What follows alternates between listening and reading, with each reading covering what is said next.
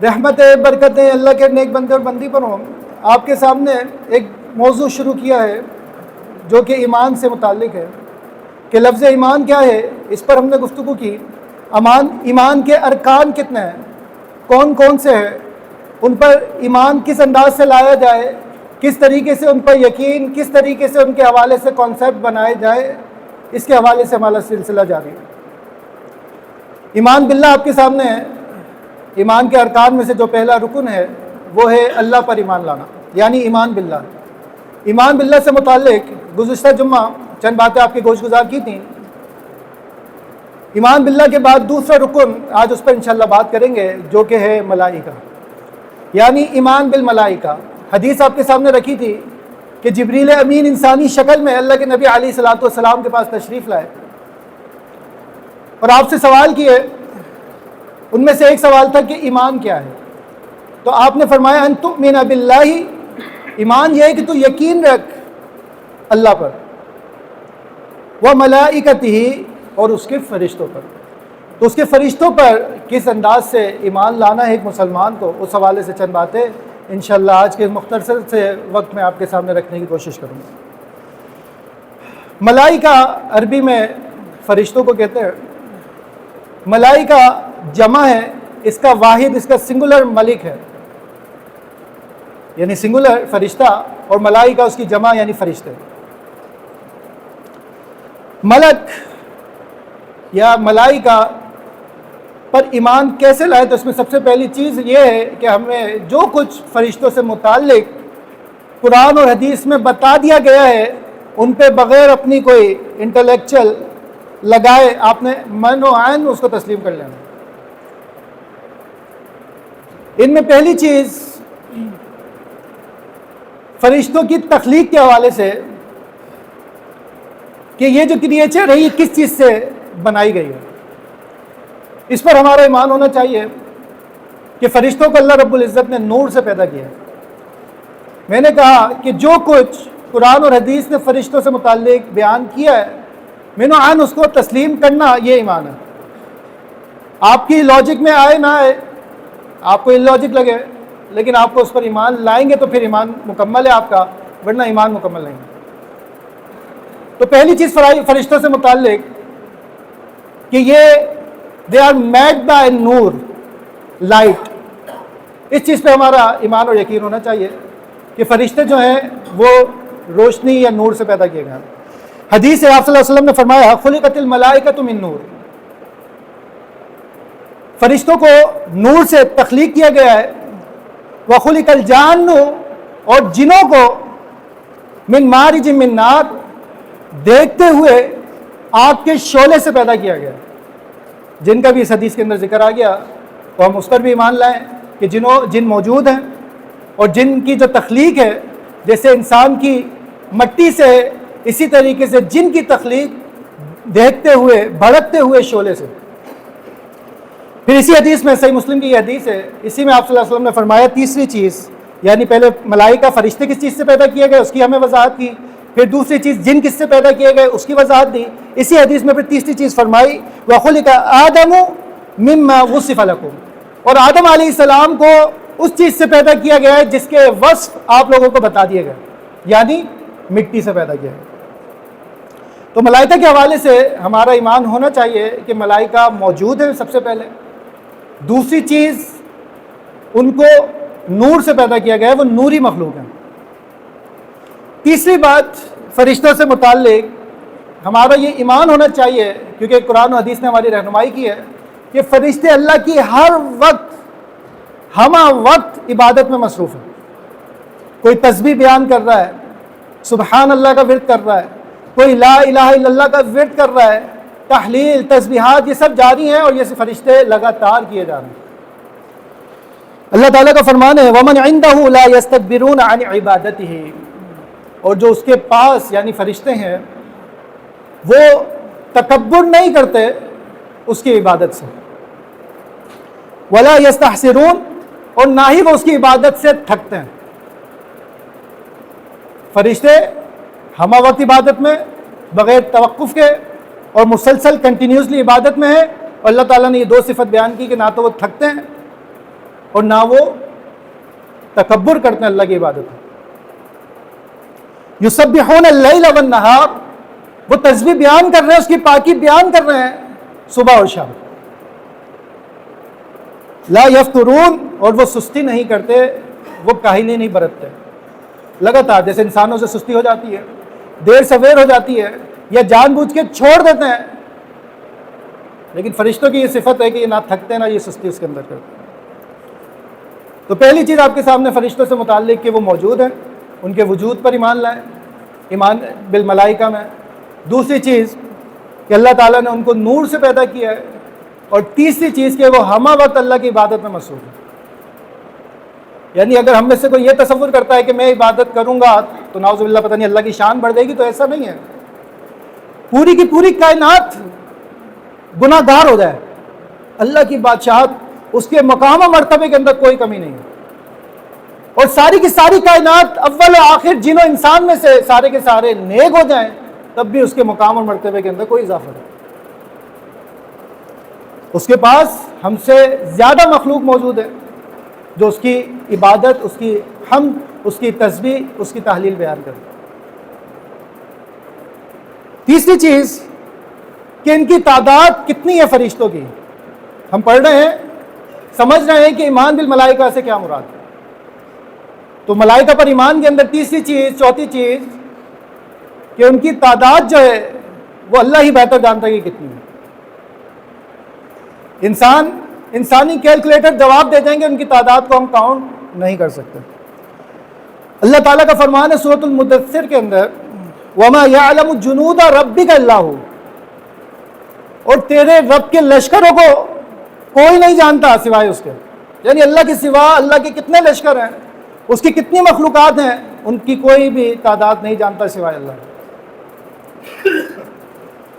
آپ علیہ الصلوۃ والسلام نے، صحیح مسلم کی حدیث ہے، فرشتوں کی تعداد کے حوالے سے ایک بات وہاں بیان ہوئی ہے کہ آپ صلی اللہ علیہ وسلم نے فرمایا کہ جیسے کعبۃ اللہ ہے، اسی طریقے سے کعبۃ اللہ کے اوپر فرشتوں کا بھی ایک کعبہ کہل ہے جس کا وہ طواف کرنا ہے، وہ بیت المعمور ہے. یہاں سے تعداد کا اندازہ لگائیں کہ آپ صلی اللہ علیہ وسلم نے فرمایا یدخلوا کل یوم 70,000، ہر روز 70,000 فرشتے ملکن لا یعودون الیہ، بیت المعمور کے اندر ہر روز 70,000 فرشتے داخل ہوتے ہیں، اپنی عبادت کرتے ہیں، اور اس کے بعد ان کو دوبارہ یہ موقع نہیں ملے گا. ہر روز 70,000 داخل ہو، اور کب سے ہو رہے ہوں گے، کب تک ہوں گے. اور اس مخلوق کو جو 70,000 فرشتے اس وقت کر گئے اپنی عبادت بیت المعمور میں، ان کو دوبارہ ادھر آنے کا موقع نہیں ملے گا. تو فرشتوں کی تعداد کے حوالے سے ہمارا ایمان ہونا چاہیے کہ یہ ان کی تعداد بہت زیادہ ہے، کہ مخلوق میں سے کسی کے علم میں نہیں ہے سوائے اللہ کے کہ ان کی تعداد کتنی ہے. پانچویں بات کہ جو فرشتے ہیں یہ صرف اور صرف فرما برداری کرتے ہیں. ان کو اللہ رب العزت نے مختلف ذمہ داریاں دی ہوئی ہیں، مختلف ڈیوٹیز دی ہوئی ہیں. یہ اپنی ڈیوٹی پوری کر رہے ہیں بغیر کسی سستی، بغیر کسی کاہلی، بغیر کسی نافرمانی. جن میں سے 4 فرشتے مشہور ہیں، ان کی کیا ذمہ داریاں ہیں ان کے بارے میں ہم جانتے ہیں انشاءاللہ. اللہ تعالیٰ کا فرمان ہے لا یعصون اللہ ما امرہم، یہ لوگ اللہ کی نافرمانی نہیں کرتے جو اللہ ان کو حکم دیتا ہے. وَيَفْعَلُونَ مَا يُؤْمَرُونَ، اور یہ صرف وہی کرتے ہیں جو اللہ تعالیٰ ان کو حکم دیتا ہے. تو ان کے حوالے سے ہمارا کانسیپٹ ہونا چاہیے کہ فرشتے اپنے نفس سے، اپنی مرضی سے کوئی کام نہیں کرتے، اور جو اللہ رب العزت حکم دے دے ان کے پاس کوئی دوسرا آپشن ہی نہیں ہے اس کام کے کرنے کے علاوہ. یا انسانوں کو بھی اللہ نے حکم دیے ہوئے نا، کوئی مان جاتا ہے، کوئی مان لیتا ہے، کوئی کر لیتا ہے، کوئی نہیں کرتا. تو یہ ہمارے ہاں تو یہ چیز موجود ہے انسانوں میں کہ ہم اللہ کی نافرمانی اکثر کر جاتے ہیں، لیکن فرشتوں کے اندر یہ وصف ہی نہیں ہے کہ وہ اللہ کی نافرمانی کر سکیں. ان کی صرف ایک ہی صفت ہے کہ وہ اللہ کے حکم کی تعمیل کرتا ہے. مختلف فرشتوں کو اللہ رب العزت نے مختلف حکم، مختلف ذمہ داریاں دی ہوئی ہیں، اور وہ اپنی ذمہ داری کو بھرپور انداز سے ادا کر رہا ہے. ان میں سے سب سے مشہور جبریل امین علیہ السلام ہیں. ان کے سپرد اللہ رب العزت نے یہ ڈیوٹی کی تھی کہ یہ فرشتوں کی طرف وہی، یہ آسمان سے اللہ کی طرف سے وہی لے کر انبیاء و رسول کی طرف جائیں گے، اور انہوں نے اپنی اس ڈیوٹی کو پورا کیا. ہم سب جانتے ہیں اس چیز کو، پورا قرآن مجید ہمارے سامنے ہے کہ جیسے اللہ تعالیٰ نے جبریل امین کے ذریعے آسمان سے اس کو بھیجا، یہ من و عین ویسا کا ویسا آج ہمارے سامنے موجود ہے. دوسرے بڑے مشہور فرشتے جن کا نام میکائیل ہے، میکائیل علیہ السلام، جن کی ذمہ داری اللہ رب العزت نے ہوا کے چلانے اور بارش کے برسانے پہ لگائی. کس جگہ پر کتنی مقدار کے اندر بارش برسانی ہے، یہ اللہ رب العزت نے ان کی ذمہ داری لگائی، اور اس ذمہ داری کو پورا کر رہے ہیں، اور یہ بارش اور ہوا چلاتے. تیسرے مشہور فرشتے ملک الموت، ملک الموت. ان میں سے اکثر آپ نے ان کا نام اسرافیل سنا ہے، اسرائیل.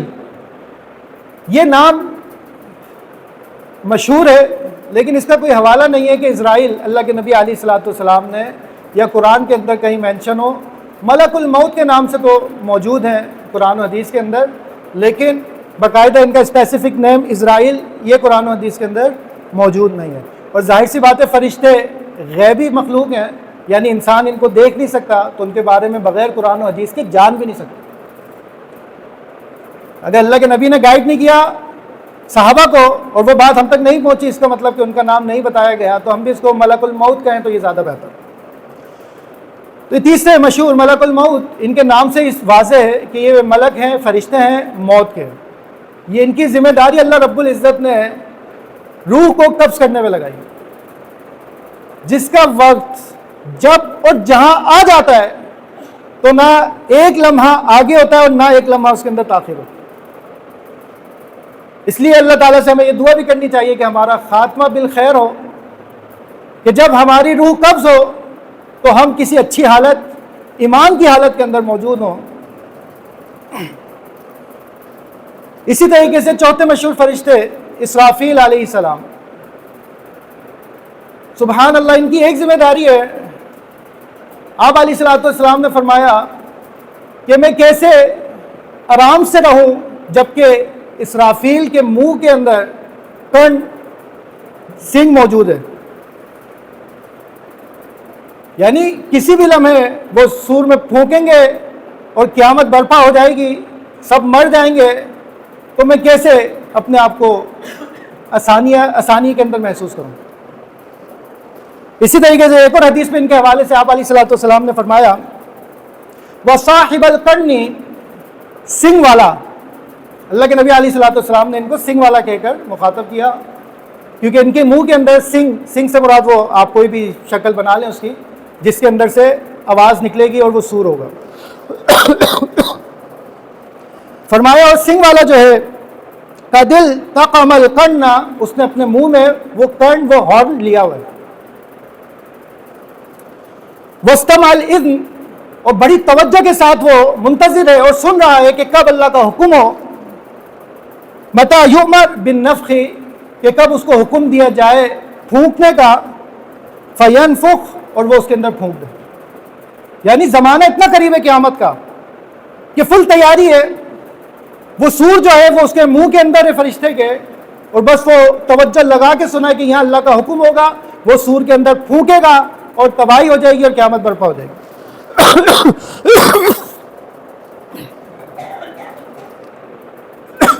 اسی طریقے سے چند اور مختلف ذمہ داریاں مختلف فرشتوں کو دی گئی ہیں. ان میں سے ایک ذمہ داری،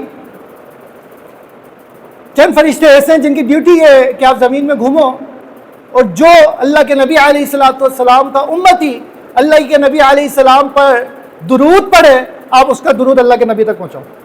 سبحان اللہ. درود شریف کی کثرت ہمیں کرنی چاہیے، بالخصوص جمعے کے دن، اور ویسے ہر وقت ہونی چاہیے. جب فارغ بیٹھے ہوں درود شریف پڑھنا چاہیے. فرشتوں کی باقاعدہ ڈیوٹی ہے کہ امتی میں سے جو درود پڑھے اس کا درود اللہ کے نبی علیہ الصلوۃ والسلام تک پہنچایا جائے. سنن نسائی کے اندر یہ روایت موجود ہے.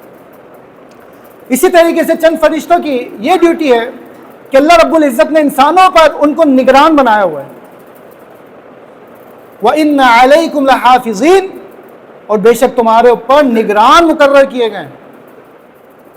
کرامن کاتبین، یہ بڑے لکھنے والے معزز لوگ ہیں. لکھنے والے ہیں یہ فرشتے، کرامن کاتبین. آپ جانتے ہیں کرامن کاتبین، یہ ہم میں سے ہر ایک کے اوپر 2 نگران ہیں. ایک سیدھے ہاتھ پر، سیدھے شولڈر پر ہے، اور ایک بائیں لیفٹ شولڈر پر ہے، اور یہ ہمارے نگران ہیں. یعلمون ما تفعلون، یہ ہر اس چیز کو جانتے ہیں جو تم کر رہے ہو. کیمرے کی آنکھ تمہیں دیکھ رہی ہے، اس سے تو بڑا ڈر لگتا ہے. تو یہ ہمارا ایمان ہونا چاہیے. فرشتوں پر اگر ہمارا ایمان ہے تو اس کے اندر یہ چیز شامل ہے کہ ہمارا ایمان ہونا چاہیے کہ ہر وقت ہمارے اوپر 2 نگہبان موجود ہیں جو نگرانی کر رہے ہیں. یعلمون ما تفعلون، وہ جانتے ہیں جو کچھ تم کر رہے ہو. اسی طریقے سے بہت سے فرشتے، بہت سی ذمہ داریاں ہیں. آخری بات بیان کر کے بات ختم کروں گا. سبحان اللہ، 2 فرشتوں کی ذمہ داری انسانوں کے اوپر ان کی قبر کے اندر، جن کو ہم منکر اور نکیر کے نام سے جانتے ہیں. ان کی یہ ذمہ داری ہے کہ انسانوں میں سے جو بھی فوت ہو کے قبر میں آئے گا، آپ نے ان سے سوال و جواب کرنا. حدیث کے اندر ان کا حلیہ بھی بیان کیا گیا ہے. تو میں نے آپ سے کہا کہ جو کچھ قرآن و حدیث میں فرشتوں سے متعلق بیان کیا گیا ہے، ہمیں اس کو ویسے کے ویسے ہی ماننا پڑے گا. قرآن و حدیث میں ان کا حلیہ بیان کیا گیا ہے کہ یہ سیاہ رنگ کے ہوں گے اور نیلی آنکھوں والے ہوں گے. نیلی آنکھیں گورے رنگ کے ساتھ تو اچھی لگتی ہیں، لیکن نیلی آنکھیں کالے رنگ کے ساتھ، یہ ان کی اللہ کے نبی علیہ الصلوۃ والسلام نے صورت بیان کی ہے. آپ اس کو کہہ لیں کہ خوف اور دہشت والا منظر ہوگا. ان کے لیے آسانیاں ہوں گی. جو دیندار نیک ہوں گے، جنہوں نے اپنی یہ زندگی اللہ کی فرما برداری میں گزاری ہوگی، ان کے لیے سکون اور راحت قبر میں ہوگی. اور جنہوں نے اپنی یہ زندگی، یہ مہلت اپنی منمانی کر کے گزاری ہوگی، اپنی خواہشات کو پورے کرتے ہوئے گزاری ہوگی، تو ان کے لیے وہ مرحلہ بڑا ہے. آپ علیہ الصلوۃ والسلام نے فرمایا کہ من ماتا، جو شخص مر گیا بس اس کی قیامت قائم ہو گئی. ہم تو قیامت بڑی کو سمجھتے ہیں، یہ قیامت اس شخص کی انفرادی قائم ہو گئی. وہ تو سب کی اجتماعی قیامت ہے نا، جس کو ہم قیامت کہتے ہیں. اللہ کے نبی نے اس کو بھی قیامت قرار دی کہ جو شخص بس مر گیا اس کی قیامت قائم ہے. اللہ تعالیٰ سے دعا اللہ تعالیٰ ہمیں زندہ رکھے تو اسلام پر، اور موت دے تو ایمان کی حالت میں دے. ایمان کے جو تقاضے، جو جزیات ہیں، اللہ تعالیٰ ان کو سمجھ کر ان پر عمل پیرا ہونے کی توفیق عطا فرمائے. وآخر دعوانا ان الحمد للہ رب العالمین.